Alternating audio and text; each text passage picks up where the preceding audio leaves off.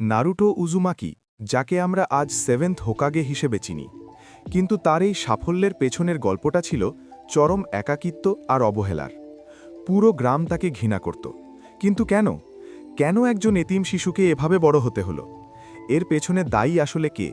তৃতীয় হোকাগে হিরুজেন সারুতোবি, নাকি পর্দার আড়ালে থাকা ডানজো, নাকি তার নিজের বাবা মা, যারা তাকে একা রেখে চলে গিয়েছিলেন? চলুন আজের ব্যবচ্ছেদ করি।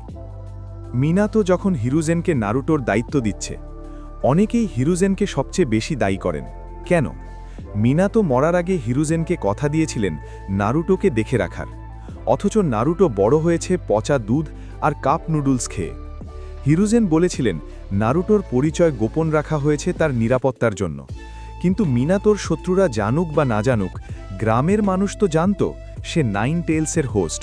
ফলে সে শত্রু থেকে বাঁচলেও নিজের মানুষের ঘৃণা থেকে বাঁচতে পারেনি। হিরুজেন ভিলেন ছিলেন না, কিন্তু তিনি একজন ব্যর্থ অভিভাবক ছিলেন। তিনি নারুটোকে বাঁচিয়ে রাখলেও ভালোবাসতে পারেননি।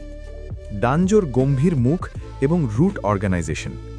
নারুটোর জীবনের কষ্টের পেছনে যদি কেউ সরাসরি শয়তানি করে থাকে, সে হল ডানজো। বলা হয়ে থাকে নারুটো যে জিনচুরিকি 9 টেলস বহনকারী, এই তথ্যটি ডানজোই কৌশলে গ্রামে ছড়িয়ে দিয়েছিল।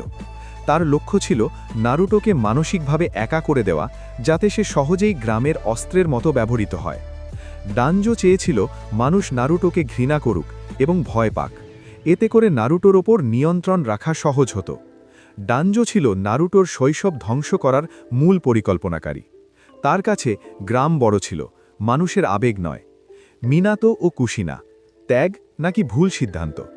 মিনাতো বিশ্বাস করেছিলেন তার ছেলে 9 টেলসের শক্তি নিয়ন্ত্রণ করতে পারবে। তিনি ভেবেছিলেন গ্রামবাসী নারুটোকে হিরো হিসেবে দেখবে, কিন্তু তিনি মানুষের স্বভাব বুঝতে ভুল করেছিলেন।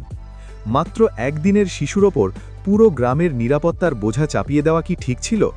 একজন বাবা হিসেবে মিনাতো হয়তো সফল নেতা ছিলেন, কিন্তু নারুটোর জন্য তিনি রেখে গিয়েছিলেন এক যন্ত্রণাদায়ক জীবন।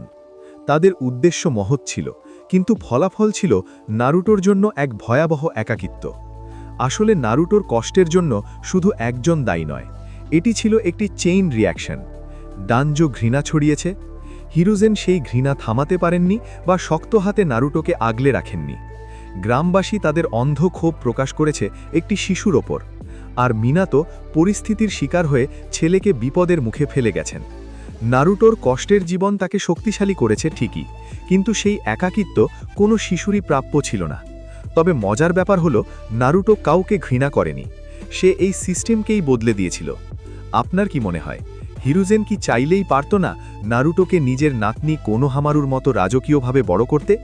কমেন্টে জানান আপনার মতামত। আশা করি ভিডিওটা আপনাদের ভালো লেগেছে। লাইক দিয়ে আপনার সাপোর্ট দেখান, আর এমন আরও ভিডিও পেতে সাবস্ক্রাইব করে আমাদের সাথেই থাকুন। দেখা হবে পরের ভিডিওতে। ধন্যবাদ।